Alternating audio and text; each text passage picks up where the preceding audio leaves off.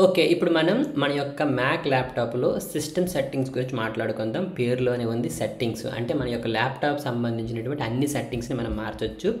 ఇంతకుముందే చాలా సార్లు మనం సిస్టమ్ సెట్టింగ్స్‌ని ఓపెన్ చేసాం. ఇక్కడ నుండి సెట్టింగ్స్‌ని ఓపెన్ చేయొచ్చు. లేదా ఇక్కడ మనకి ఈ యొక్క డాక్‌లో ఇక్కడ సిస్టమ్ సెట్టింగ్స్ అనేటువంటి అప్లికేషన్ ఉంటుంది. ఇక్కడ నుండైనా ఓపెన్ చేయొచ్చనమాట.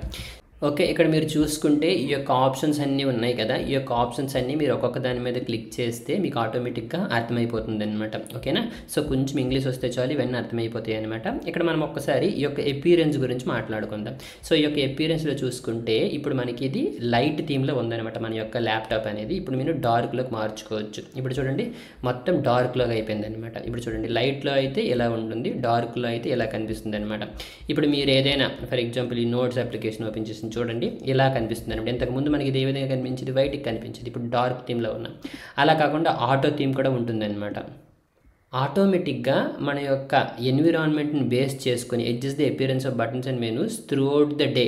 ఓకే. సో, ఆటోమేటిక్గా ఇది అడ్జస్ట్ చేస్తుంది అనమాట. ఓకే. ఇప్పుడు చూడండి ఈ కలర్లో ఉందన్నమాట. లైట్లో వస్తే మనకి ఈ కలర్లోకి మారుతుంది. అలానే మనకి ఇక్కడ యాక్సెంట్ కలర్స్ అనేవి ఉంటాయన్నమాట. ఓకే. ఇప్పుడు ఇది చూడండి ఈ యొక్క చూడండి దీని కలర్ ఎలా మారిందనమాట.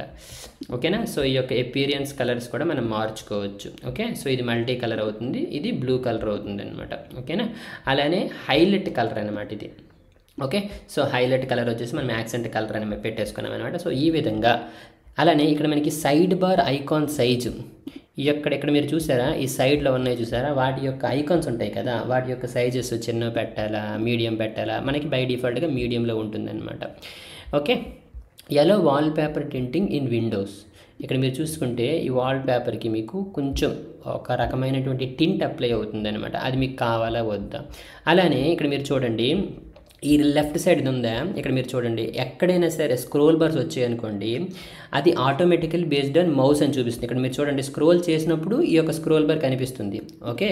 అంతే కదా. అలా కాకుండా ఆల్వేజ్ అన్నామనుకోండి చూడండి ఆల్వేజ్ మనకు కనిపిస్తూనే ఉంటుందన్నమాట. అది పోదు.